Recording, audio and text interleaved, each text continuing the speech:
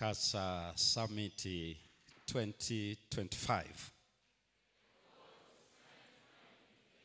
TUCASA Summit 2025.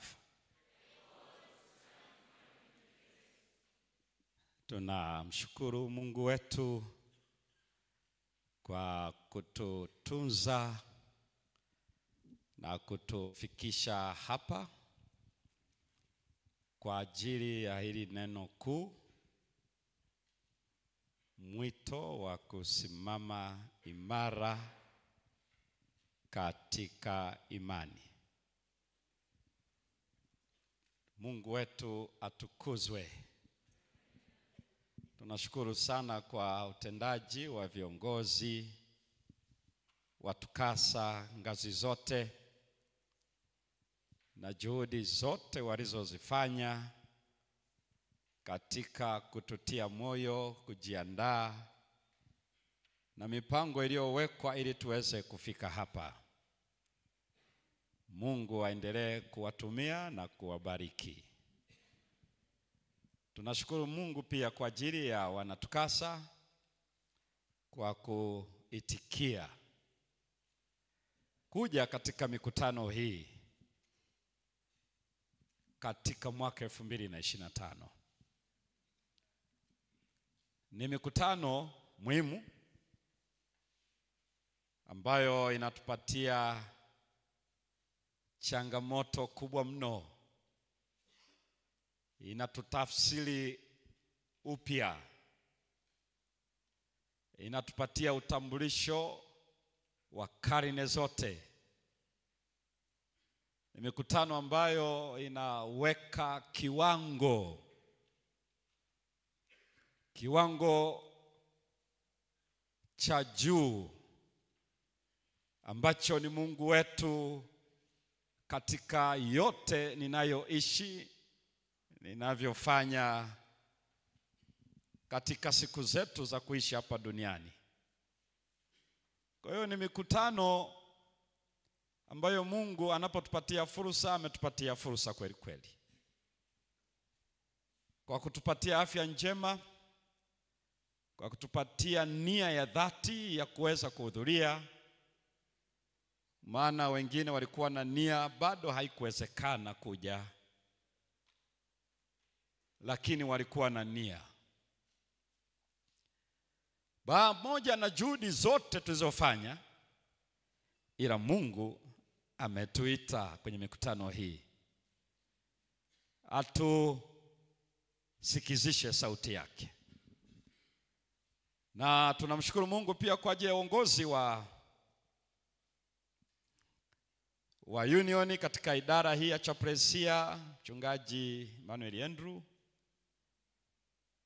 na katika majimbo madogo wachungaji ambao wametia moyo watu wa Mungu wameweza kufika, walezi wetu wachungaji katika maeneo mbalimbali, kwa yote ambayo Mungu ametubariki kuyatekeleza na Mungu akafanikisha katika mikutano hii. Mungu wetu atukuzwe sana. Thimu hii ambayo tuko nayo, watu mara nyingi mimi wanashangaa sana kadiri thimu zinapowekwa, na huwa najiuliza kama wanaoandaa thimu huwa wanaelewa kwamba ni nini wanafanya. Mara nyingi huwa nikifuatilia theme ninagundua mambo kwamba Mungu alikuwa anawatumia watu wake katika kuandaa hilo neno la mkutano. Na hii theme ndio inafanya tuwe hapa, na yote tunayojifunza katika vipindi mbalimbali, wawezeshaji wenzangu ambao Mungu ametuchagua wote, kila mtu kwa nafasi yake, kwamba hii theme itabeba uelewa wetu. Na theme hii ambayo ni wito wa kusimama imara katika imani. Haya ni maneno mazito matatu tu: wito, alafu neno kusimama imara ama kuwa imara. Halafu na neno hilo la tatu ni imani. Sasa mambo matatu haya yamefanya kuwa muhimu sana mkutano huu. Na haya maneno yamejengwa na hiyo Daniel 3:16 ambayo ni vijana watatu na wanajibu, hawana jeuri yoyote kwa mfalme, kwa mamlaka, lakini yanaonesha vile walivyo imara na namna imani yao ilivyokuwa. Na ni vijana ambao tutakuja kuangalia hapa katikati ya siku hizi, ambao wametuachia kiwango fulani cha juu cha nini maana ya kusimama imara katika imani. Kwa hivyo wakaelekezwa neno lijenge kutoka kwa Danieli sura ya 3 na ile aya ya 16. Sisi hatuna haja ya kukujibu. Hatuna haja. Wako watulivu kabisa. Wanasema hatuna haja. Na ni mbele ya ulimwengu wote ule, mbele ya mfalme kama Nebukadreza. Unaweza utamke maneno hayo kwa mtu wa kawaida, lakini sio Nebukadreza. Tutakuja kumwangalia Nebukadreza alikuwa nani hasa tutakapofika wakati ule. Halafu ilikuwa ni tukio gani lile, kwa sababu ilikuwa ni dhifa kubwa ya kimataifa. Kwa hivyo uweze kutazamia vijana kama wale, halafu watoe majibu kama yale, na hasa kitendo walichokifanya ambacho ndio kinaelezea walisimama imara katika imani. Huwa ninakumbuka mojawapo ya kanuni nilipokuwa nasoma mambo ya biashara habari ya supply and demand. The law of supply and demand. Tutakuja kuelezea huko baadaye. Nilipokuwa ninaangalia nikaona katika dunia hii supply and demand ikoje. Tutakuja kuiangalia baadaye jinsi ambavyo hawa vijana walivyoifanyia kazi. Lakini sio kitu cha kawaida. Hii thimu inajengwa kwenye kitabu cha Daniel. Nilikuwa namsikiliza pastor hapa anaelezea myth nyingi sana za unabii, watu mpaka wamegundua wana hamu nao.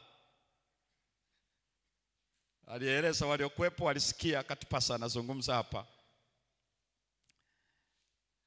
uelewa ambao sio sahihi, na mpaka wengine wameogopa kusoma unabii, maana huenda wataangukia upande huu ama ule ama ule. Lakini akatueleza ni habari njema.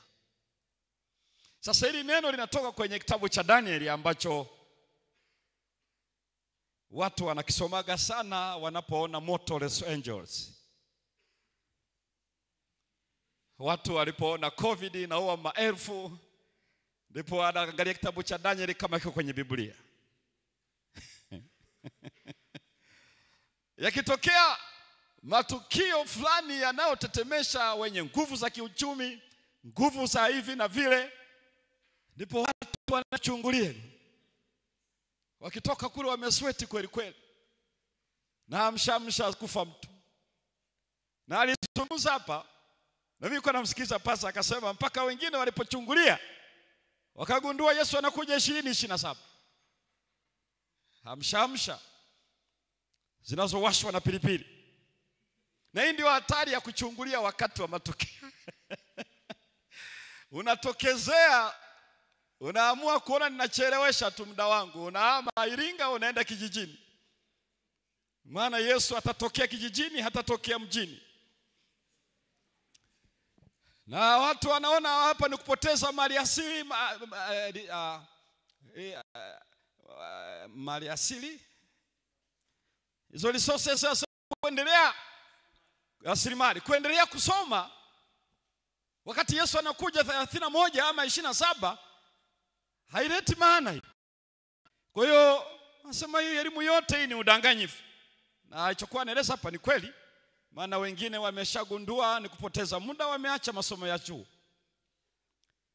Kwa hiyo wameshajipanga, wanafanya bustani za mboga mboga.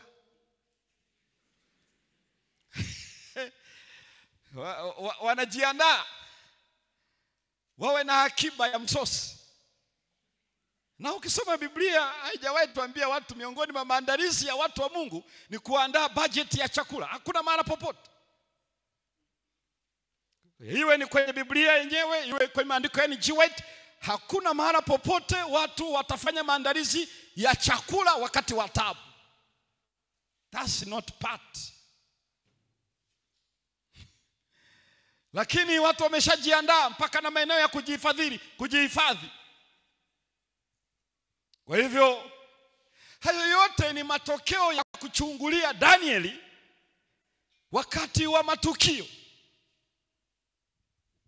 Kwa hivyo hayo yanapofanyika, mimi nikashangaa kwenye mkutano huu neno limetoka kwenye Danieli.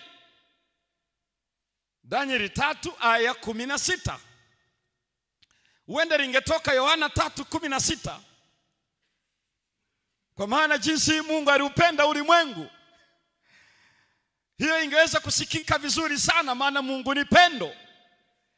Lakini kanajiuliza kwa nini hatuna haja ya kujibu hicho ulichokizungumza Nebukadreza. Kwa nini wanatoa hiyo aya ambayo ndio inabeba neno hili? Sasa mimi na wenzangu tuna kazi kubwa, kile Mungu alichowaelekeza wale watu wa Mungu kuelekeza kwenye hiyo aya na kutoka na hii theme, ili Mungu atujalie kujua ana nini katika theme hii. Na hii kipindi cha kwanza mchana huu kina neno dogo lina kichwa kinachosema a call from and to God.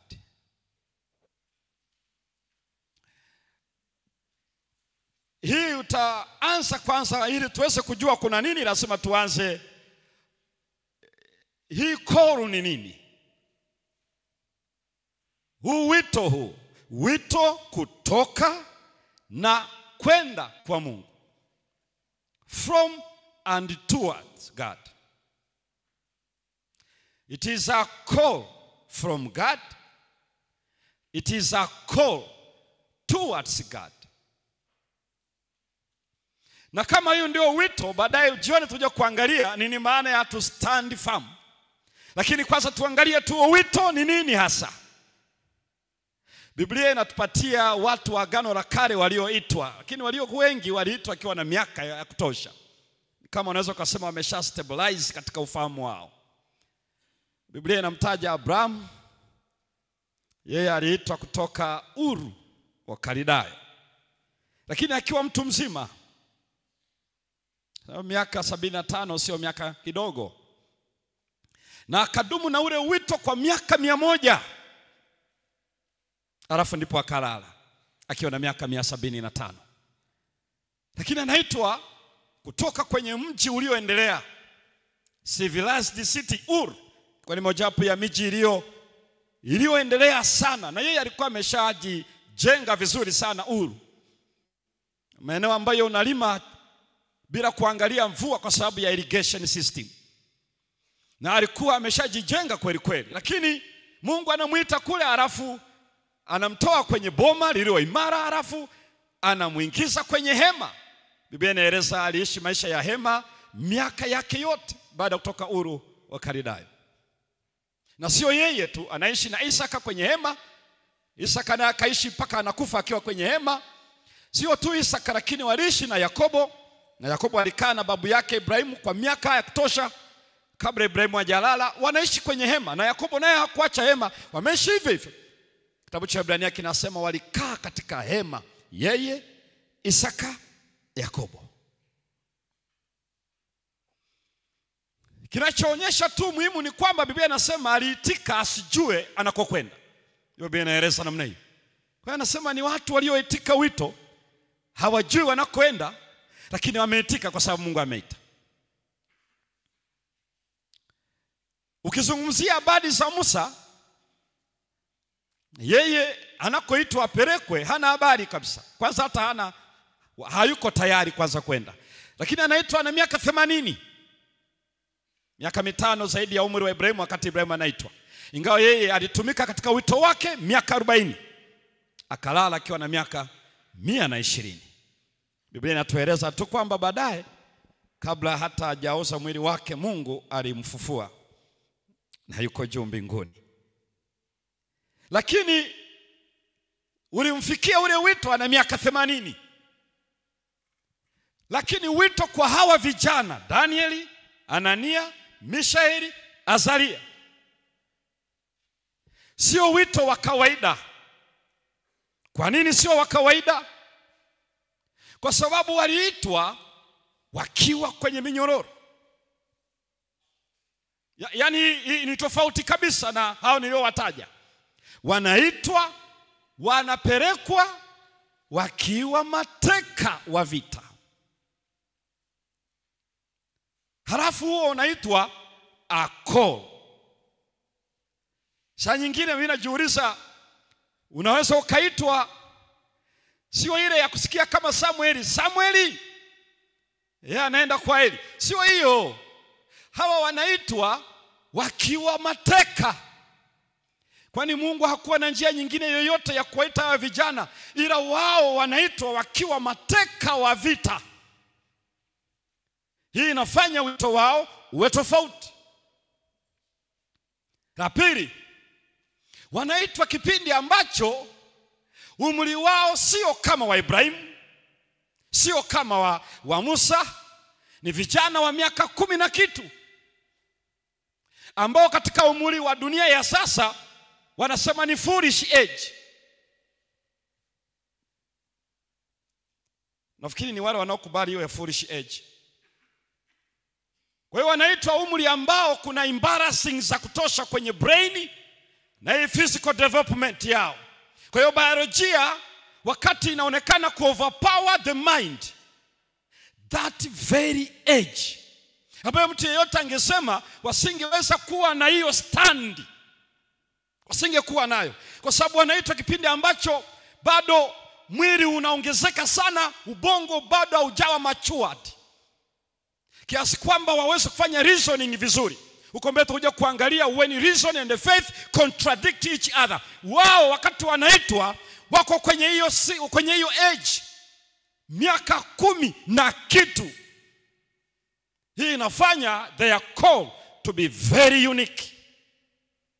Na hii inaeleza ya kwamba hakuna chochote kitakacho kuwa udhuru kwa maisha ya vijana ikiwa hawa wanaitwa na miaka 10 na kitu, na wakati wao wakiwa mateka. Hafu huo ndio ulikuwa wito kwao. Wasingeweza kwenda bila kutekwa. Kwa hiyo wanaenda safari kutoka Israeli, unaenda through northern part of Israel. Na unaenda kwa sababu ile jangwa kukata hapa across kwenda Babylon ilikuwa sio njia rafiki. Kwa hiyo ndio maana hata mashambulizi ya Nebukadneza yanakuja through north. Utaona manabii wengi wakasema, ninaona Mungu analeta hukumu kupitia kaskazini. But Babylon was not in north of Palestine. Ilikuwa iko upande wa northeast of Israel. Lakini kwa sababu zile route zinapitia northern, kwa hiyo ndio unaona hiyo wanakwenda longest route, na sio ya siku moja, sio ya siku 2, kwa sababu ni mbali sana. Lakini hawa vijana wametekwa. Very unique call. Kwa nini wito wao ni very unique? Kingine ni vizuri uelewe, wanaitwa kipindi ambacho wameshuhudia mfalme wao, the anointed Messiah. Kina Yoakim, kina Sedekia, kwa ndani ya kipindi kile they are also in chain. Sio tu wako in chain, they were tortured and killed before their eyes. The anointed Messiah, set apart for God's mission, now in the hands of a heathen king. Yani ilikuwa sio wito wa kawaida. unao destroy your foundation. Yani wakati mwingine ni kwamba unafikia hatua usiweze kusimama kwa sababu aliyewekwa mafuta, aliyetengwa kuwa mfalme, he is a prisoner, is a captive in the hand of the heathen king. Halafu wewe ni kijana wa miaka 10 na kitu. Who are you? Their call is very unique. Lakini sio hivyo tu. Maana wakati wanachukuliwa in the first deposit, wakati wanachukuliwa mara ya kwanza ya our captives, ilikuwa ni mwaka 605 ama 606. Hiyo ndio ilikuwa hatua ya kwanza, anachukua mateka. Na kwenye ile kundi aliyochukua, hawa vijana 4 walikuwa ndani yao. Kana kwamba haitoshi, akaenda tena mara ya pili, kwa sababu bado kuna wafalme kichwa ngumu kule Israeli, Yuda kule. Hawaelewi, hawako na Bwana, lakini wana kiburi kweli kweli. Akaenda mara ya pili 597. That time Ezekiel among 10,000 of Jews were taken. Sasa unaweza ukaangalia na unaona Ezekiel na yeye anachukuliwa miongoni mwa 10,000 waliochukuliwa mateka. Hiyo habari inazidi kuleta shida. Kwa hiyo kichukulia 605 au 606 mpaka 1597, miaka mingapi ilikuwa imeshapita?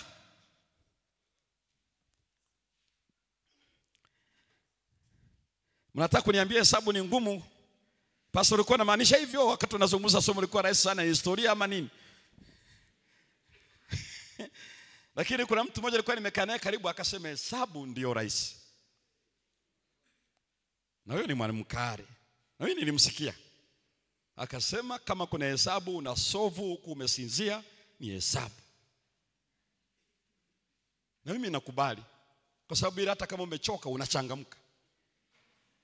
Nyingine ukisoma unaweza kashangaa wakakusitua. Hesabu unaamka.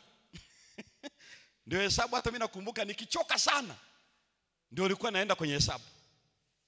Maana ndio inanirudisha tena ufahamu. Yaani ndio ilikuwa ina refresh mind. Kwa hiyo nikakubaliana na mwalimu Kare kwamba hesabu ni rahisi. Unaweza ukasoma ukiwa unakaribia kusinzia na bado ukaelewa.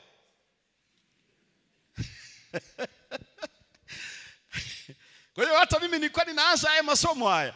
Ninaanza haya mengine hata kama ni mazuri masomo mawili, ninaanza kama ni Kiswahili, civics, history na nini, kwa sababu mimi ndio niliona magumu yale. Kwa sababu unasoma notes za kutosha. Halafu bado utoke na summary. Kwa hivyo ili uweze kujibu swali viende vizuri na umwagike page na page, lazima upeleke pale macho yawe kope zake zimesimama. Na hakuna hata dalili ya kukosa hewa. Lakini hesabu, nikikaribia kuchoka ndio naenda kufungua hesabu.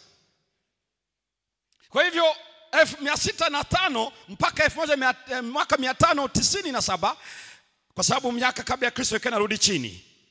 604, 603, 602, 601, 600 na ngapi tena?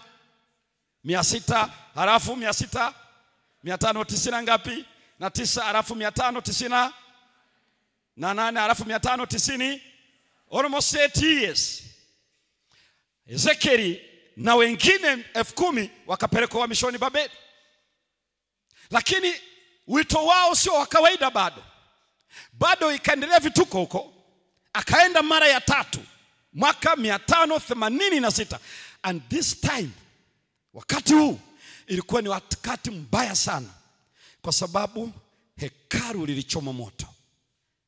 Halafu vyombo vya Bwana vilivyotumika katika huduma vikachukuliwa, vikaletwa katika jumba la ibada ya kipagani Mungu wa Wakaldayo. So their call was so unique. Age very unique. Environment also unique. Kwa nini inakuwa vile? Kwa sababu mazingira yao ukiangalia yote hayo hayamtii mtu tumaini lolote la kusimama imara.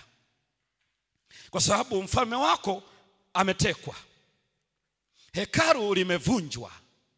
Hii ni kuonyesha kwamba Mungu wenu ni inferior. Kama tunaweza tukafanya vile, maana yake hamna Mungu aliye imara. Kwa hiyo Mungu wao Marduk ana nguvu, sababu alikuwa ni chief god of these people. Kama Marduk anaweza kufanya vile, maana yake hamwezi kuwa na jeuri ya kusimama imara wakati mmeona kwa macho, mmesikia kwa hivi. Kwa hiyo mfalme wenu anauawa, sanduku na hekalu limevunjwa, vyombo vitakatifu vimechukuliwa, baadhi ya vyombo hivyo. Ni kwa vile tu Mungu hakuona vema sanduku la agano lichukuliwe this time. Kabla hajaingia lilichukuliwa na waaminifu wachache, na wakaenda wakalificha katika baadhi ya milima ya Israeli, na mpaka leo halijaonekana. Halitaonekana kwa chombo chochote cha kibinadamu, isipokuwa zitaonekana angani wakati mlango wa rehema umeshafungwa kwenye lile pigo. Kama sio la 5 ni la 6, ndipo zitaonekana angani, lakini hakuna mahali watazipata. Mungu anajua kwa nini alifanya hivyo, lakini hawana ushahidi wa nje wa kusimama imara katika imani yao. Kwa hiyo wanaitwa kipindi hicho. Danieli sura ya 1 na ile aya ya 2 inaeleza ya kwamba Mungu aliwatia mikononi mwa Nebukadreza. Kwa hiyo Danieli anaandika vizuri kabisa ya kwamba sio Nebukadreza, sio miungu yao iliyowachukua mateka, ila Mungu ndiye aliyewaweka mikononi mwa mfalme Nebukadreza. Ndio maana unaangalia their call was very unique. Mungu anawaita wakiwa kwenye minyororo. Sasa kwenye hii Danieli inaelezea vizuri, na mimi sitatembea kwenye unabii kwa sababu Danieli imegawanyika sehemu kubwa mbili hicho kitabu. Moja ni kwenye historical section ambayo ni sura ya 1 mpaka sura ya 6, na mimi katika vipindi hivi vyote nitaishia hapo. Pasa ambaye ana unabii yeye atasonga na ile second section ambayo iko kwenye apocalyptic section kuanzia Daniel 7 to 12.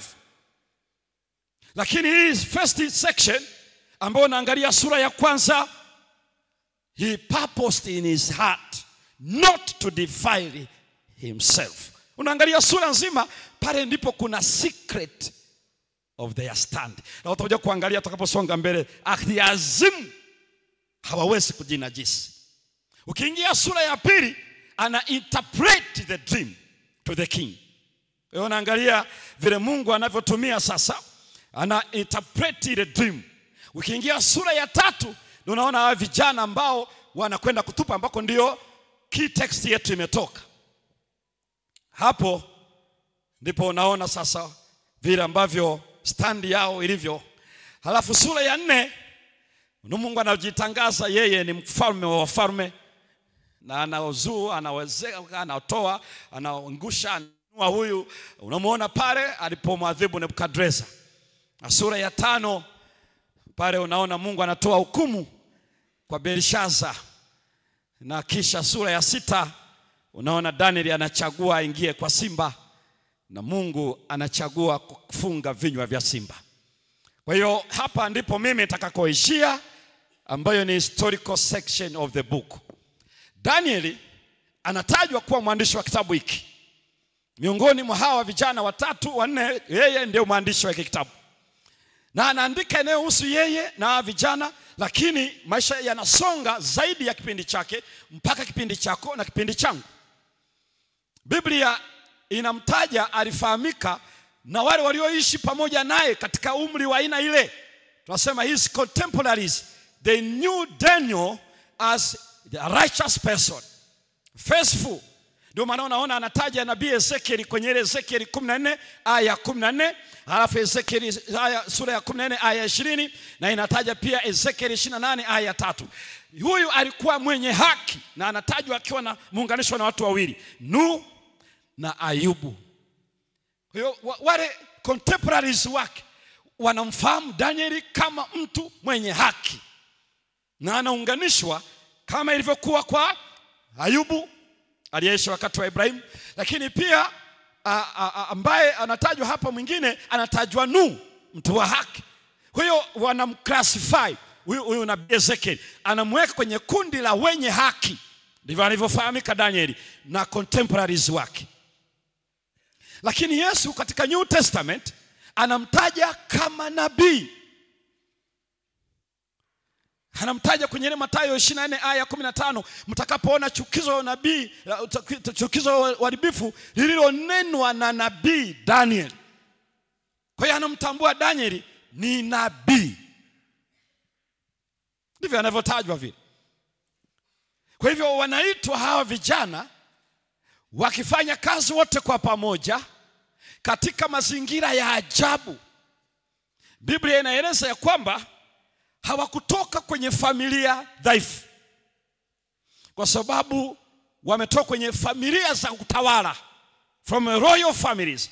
Kwa sababu kwenye ile Danieli sura ya kwanza aya 3 na aya 6, wale vijana waliowachukua kutoka kule ni miongoni mwa vijana wa officials, leaders of the nation. Kwa hiyo walitoka kwenye familia ya uzao wa Yuda, lakini kwenye sehemu ya wale waliokuwa katika uongozi katika jamii ya Israeli. Kwa hiyo walitoka hapo, na unaona sasa cha ajabu, Mungu anawatoa hapo kwenye familia, anawapeleka ikulu nyingine. Hii ni chain. Hii ni ajabu sana. La pili, wanatoka kwenye mji wa Yuda. Ukilinganisha na Babeli, unaona Yuda sio mji wa kukompea na Babylon. Angalia hii, kwa nini nasema hivi? Kwa sababu huu mji ni mji ambao ni wa taifa la ulimwengu. Very magnificent. Huwezi ukalinganisha this city and Jerusalem those days. Kwa hiyo ilikuwa ni mji ambao ni jiji kupita walikotoka. Lakini la pili, la tatu, sio tu hivyo, ni wanaenda ikulu ambayo imezungukwa na corruption and luxurious life. So when you talk about corruption, talk about luxury, you talk about Babylon. Kwa hiyo walikuwa exposed to a very difficult, appealing temptation wakiwa very young.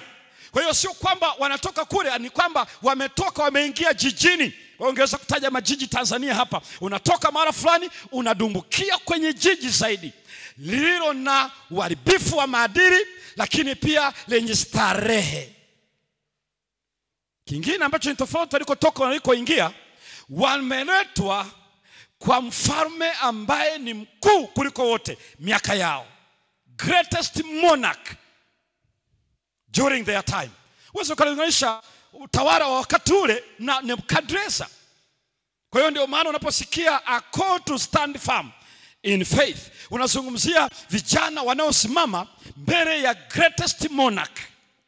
Kama leo ungeweza, kama kuna mtawala wote duniani hapa ambaye unaona huyo ndiye mtawala mkuu kuliko wote, wao walikuwa wameitwa wasimame mbele ya mtawala yule. Na Biblia inaeleza hapo ndipo walipoitwa. Huu sio wito wa kawaida. Iko siri ambayo Mungu atatujalia kufahamu. Sisi tumechaguliwa, tumeitwa kwenye kipindi hiki.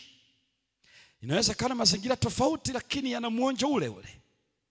Lazima tupate ilikuwaje wao, umri wa miaka 10 na kitu, katika mamlaka kuu kuliko zote katika dunia hii, mahali ambako wana ushahidi kuona kama vile Mungu hako na wao, kumbe yupo. Halafu wanasimama katika ushahidi ambao ni kama vile Mungu ameachana nao, lakini wanasimama.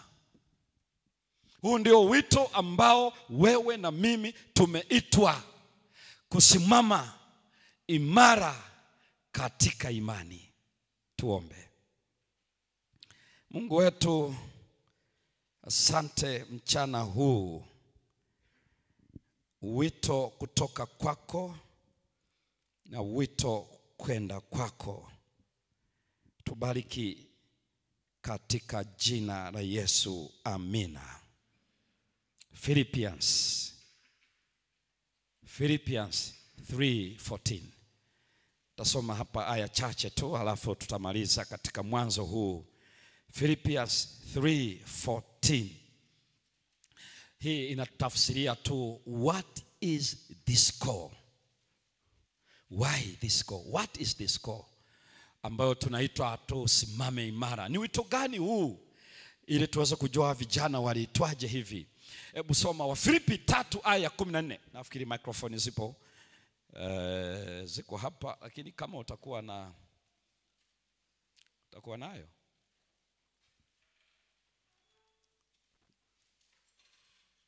Nafikiri zina waya ndefu. Wanaosoma wakiwa wanaketi huku mbele itakuwa vizuri, ili iwe na access na hizi microphones. Tutasoma aya chache zinazotufasilia the call from God and towards God. Baada ya kuona tu wale vijana wanasimama imara mazingira hayo, lakini tuone, kwa sababu tunashughulika na wito tu leo muda huu. Hebu soma Wafilipi 3 na ile aya 16. Microphone test. Kuna mtu anaweza kumsaidia hiyo mic ifunguliwe hizo microphone?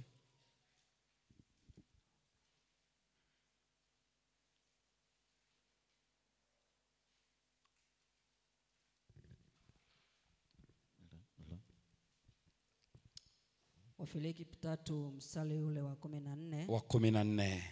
Neno la Mungu linasema, ndio, nakaza mwendo nifikirie mede ya thawabu ya mwito mkuu wa Mungu katika Kristo Yesu.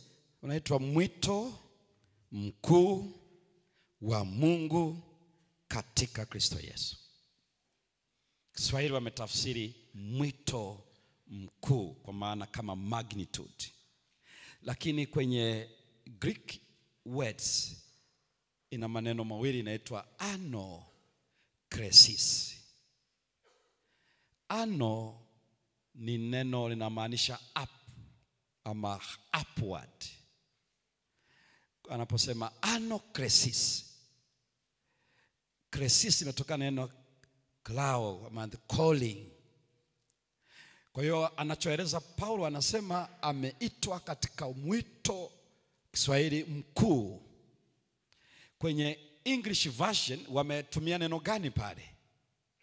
Kwa version ulio nayo yoyote, hebu angalia kama una version ya Kiingereza wametafsiri kwa kutumia neno gani hilo hapo? Upward calling. So it's upward. Sio magnitude but direction. So Paul is writing to Philippians, na kaza mwendo, anashughulika na wito wa kwenda juu. Lakini anakazaje mwendo? Kwa sababu that time alikuwa pia in prison, a house kind of arrest. Miaka ya 60 hadi 62 anapoandikia Philippians, the first church in Europe, anawaandikia, anasema mimi nakaza mwendo, lakini yuko in chain. Lakini anasema hapa nilipo nakaza mwendo kufikia mwito wa kwenda wapi? Ano means up or upward. So it's a call to go up. Ndio maana mtu yeyote kama ni kijana wanakutana na baadhi ya watungaji wenzangu, unakutana na vijana ipokuwa university, anasema pastor, mimi nina wito wa kumtumikia Mungu. Listen very careful. It is not a call to serve God, it's a call to go up. We may be so busy serving God but not going up.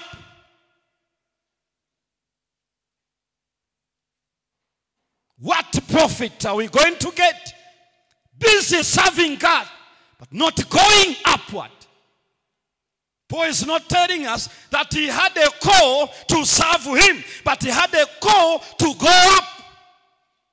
Sikiliza ndugu zangu, hawa vijana tuje kuangalia vizuri hapa. Huu ni wito wa kwenda juu.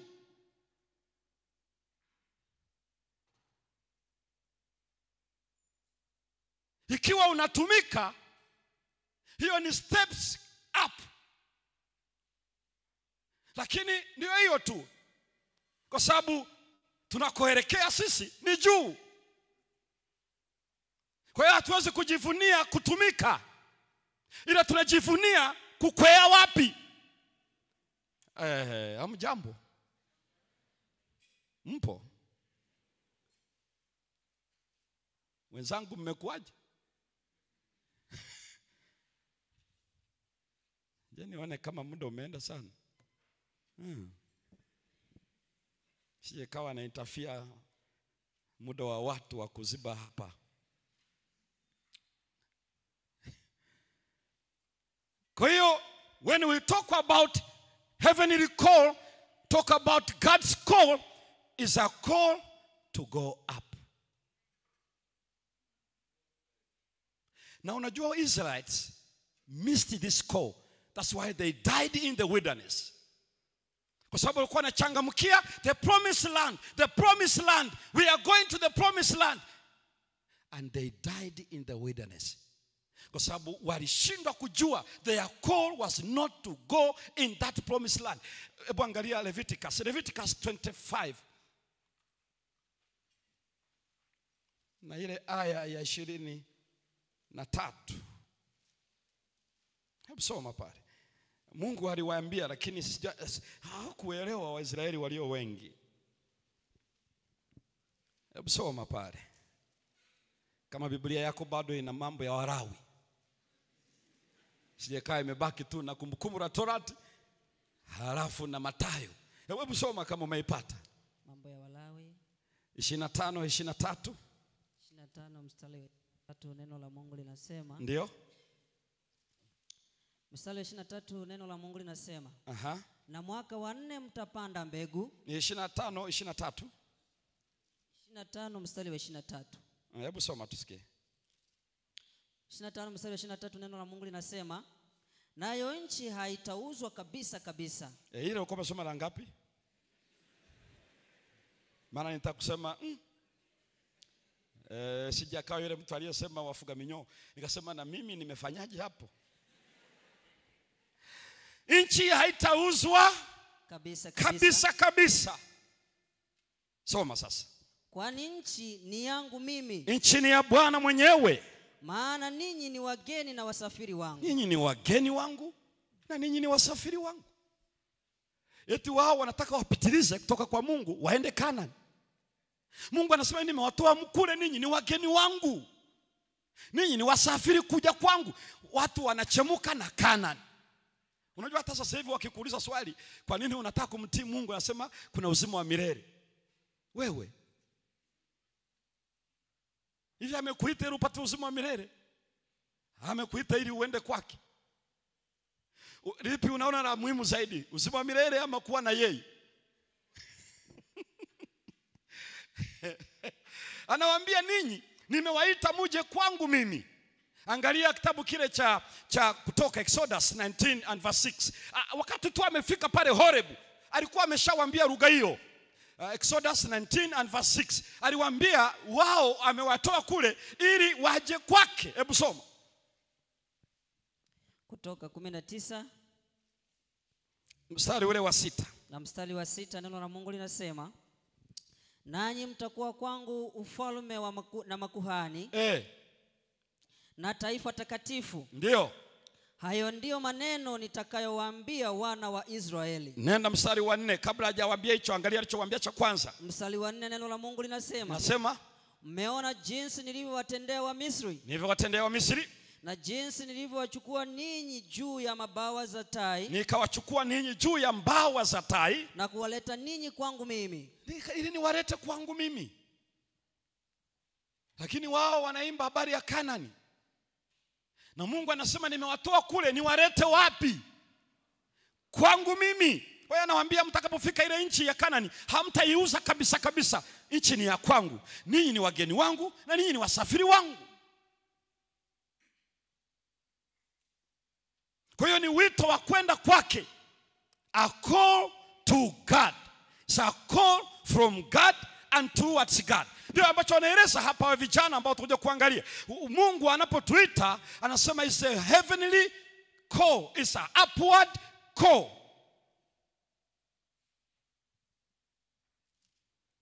Kwa hiyo anasema na kaza mwendo, mwito mkuu, anakresis, upward call. Halafu akaandika tena kwenye kitabu cha Waebrania sura ile ya 3 aya ya 1, anaeleza tena nini maana ya hii calling. Waebrania 3 na ile aya ya 1 anafafanua, anapoeleza wito maana yake ni nini huu wito. Waebrania 3 aya ya 1, neno la Mungu linasema, kwa hiyo ndugu watakatifu, wenye kushiriki mwito wa mbinguni. Mmeshiriki mwito wa wapi? Wa mbinguni. Wa mbinguni. Mtafakarini sana mtume na kuhani, mkuu wa maungamo yenu. Tafakarini sana kuhani mkuu wa maungamo yenu, Yesu.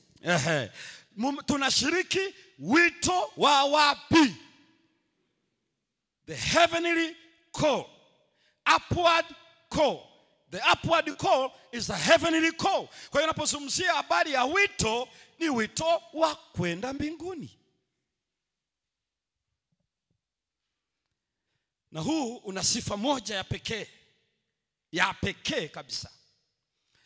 Wakati Paulo anaandika kitabu chake cha mwisho, kwa sababu najua yote ameandika Paulo, Philippians, Paul, Hebrews, Paul, and also 2 Timothy, ambayo ilikuwa ndio barua yake ya mwisho. Na hapa anamwandikia sio mtu wa kawaida, sio church member, anaandikia a church pastor ambaye ni Timothy. Anaona anapomwandikia barua yake ya mwisho kwenye 2 Timothy chapter 1 and verse 9. Anaiweka vizuri kwa Timotheo. Alitaka Timotheo aielewe tofauti kabisa. Ona alichoandika kwake. Aliandikaje? Chapter 1 verse 9. Neno la Mungu linasema, ambaye alituokoa akatuita kwa mwito mtakatifu. Si kwa kadri ya matendo yetu sisi, bali kwa kadri ya makusudi yake yeye na neema yake. It's a holy calling. Upward call is a heavenly call. It's a holy calling. Mtu yeyote anaposema mimi nina wito wa kumtumikia Bwana, anasema una sifa moja tu, wito ni wito mtakatifu. Yule ambaye anaendelea kwa neema ya Bwana kujitenga na uovu, huyo ndiye ana wito. Ndio maana nikaeleza kwamba it's not serving God, it's when we become holy. Hakuna mtu atakayemuona Mungu asipokuwa mtakatifu. Ndio ametaja kwenye ile Hebrew 12:14. No one will see him. If there is no holiness, no hope. Kwa hiyo ikiwa mtu ana shamra ya kutumika, lakini bado ana play na dhambi, maana yake hana call. Mtu yeyote ambaye anajitenga na dhambi, huyo ndiye ana wito. So a call to stand firm in faith. You not only talk about faith if we set apart ourselves, we consecrate ourselves, we shun away from evil and all sinful things of this world. Ikiwa tutaishi hivyo, then we have a call. But if corruption is part and parcel of us, if immorality is part and parcel of us, whatever you can call, can mention, there's characteristics of this world, then we have no call. Tutakuja kuangalia jinsi Mungu alivyofanya, kwa sababu when God calls us, we carry his character. He sends us to the nations, and sometimes he sends the nations towards us. Tutakuja kuangalia kufanyika. Ndio maana when he takes you from wherever you are coming from to set university, a certain university, whether it's public or religious university, he has called you to the nations. And then there you are. God is going to send nations towards you.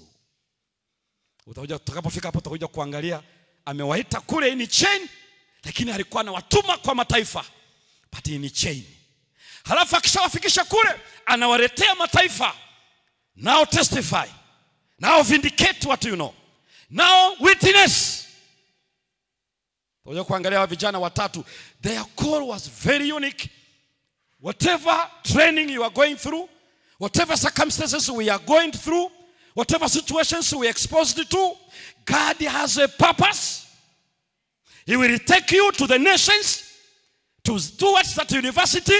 He has a purpose. And then He will bring all those nations towards you. Here you are now. Testify. Halafu watu wanasema tunaweza kumshuhudia Mungu after our studies. What? Kwa hiyo Mungu alikuwa na watuma kwa mataifa ili baadaye awaitie mataifa alafu waeleze yeye ni nani. It's not easy kusema here I am, send me. Kwa sababu ataka kupeleka gerezani, utapiga kelele. Na utataka kila mtu akuombee ili Mungu abatilishe kesi. Wewe unajiuliza, kwani wakati Mungu anakuita alikwambia anakupeleka wapi?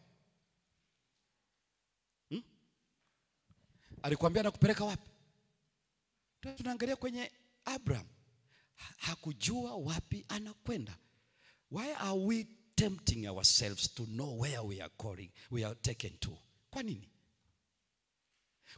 Kwa nini akibadilisha tu environment tunasema no, this is not the place? Alikueleza anakupeleka wapi? Stand firm. Saa nyingine anakuita uingie kwenye moto. Wewe unataka aingilie kati hujaingia kwenye moto. But he is waiting you in the burning furnace. You see, sometimes we think we are wiser than God. Hivi kama wewe ni mtakatifu, ni wito wa utakatifu, pressure zinatokea wapi?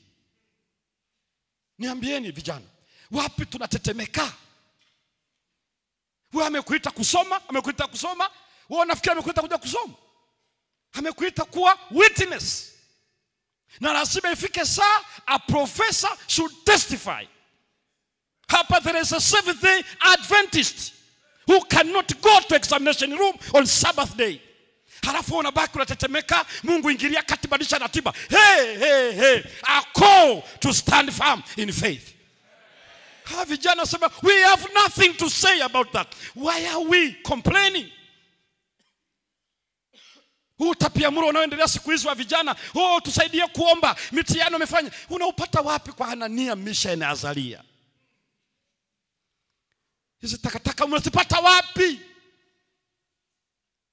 Hii sio kibwagizo. When you say a call to stand firm, maana yake sio kugongana tena muulize mchungaji nafanyaje kwenye hili? Don't you know what to do?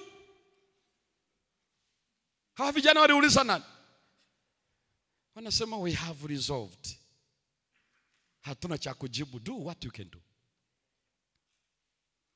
Hii ndio tunakwenda kuangalia the whole week. Na kujua the secret of this young man. Kwa nini walifanya hivyo? Wana age tunayolingana nayo. Wako kwenye mazingira yale. Mazingira ya ugeni, mazingira ambayo ni corruption, mazingira ambayo ni luxurious, mazingira ambayo ni ya ufukara, ya ufuska wa kutosha.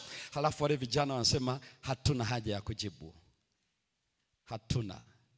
Watulivu lakini imara. Watulivu lakini imara. Popote utakapokuwa, usiache kuomba kwa ajili ya hii theme. Kwa sababu God is going to challenge us. Kama tuna Mungu huyu wa vijana, ama tulie naye siku hizi, sio huyu anayefunuliwa katika maneno haya. Lakini usisahau ni wito umetoka kwake na ni kwa ajili ya kwenda kwake. Ni wito wa kwenda juu. Usibaki na kusema tunamtumikia. Ni wito wa kwenda juu, na ni wito wa kwenda mbinguni, na ni wito mtakatifu. Ukishafahamu jinsi ulivyo ni wa kwenda juu, no one will come between you and your God. Kwa sababu unaenda kwake. Nani atakuzuia? regional commissioner. Who else? Nani? A church leader. Who else? A parent? The government? Can we allow a certain person to stand between you and against? Hawa vijana hawakuruhusu kitu hicho kwa sababu their mind was already resolved. Hawawezi. Mungu atujalie katika wito huu, na kama ni neema yako Bwana utujalie hivi, utujalie na mchana wa leo pia, ikiwa ni shauku yako kwa Mungu, tujalie kujua wito huu ni wa kuja kwako na umetoka kwako, na ni wito wa utakatifu. Simama pale tulipo tuweze kuomba.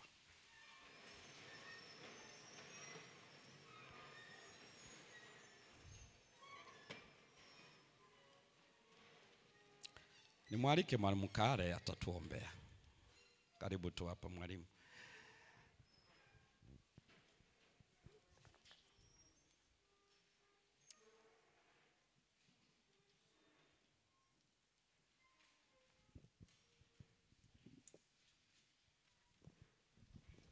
Tuombe. Tunakushukuru Mwenyezi Mungu kwa ajili ya asubuhi ya leo. Nakushukuru kwa ajili ya mkutano huu mkubwa ambao umetuita kuja kwako. Zaidi sana tunashukuru kwa ajili ya neno lako kupitia mtumishi wako mchungaji Semba. Kama vijana, nyakati nyingi tumekuangusha, tumetegemea akili zetu wenyewe. Lakini kuanzia sasa, kama ulivyo mwito wetu mkuu kwamba tusimame imara, tusaidie kukutetea. Yanapokuja magumu tukuite wewe, sababu si kwa nguvu zetu wala nyingine zozote tunaweza kusimama imara. Uwepo wako watosha, katika Yesu Kristo, amina.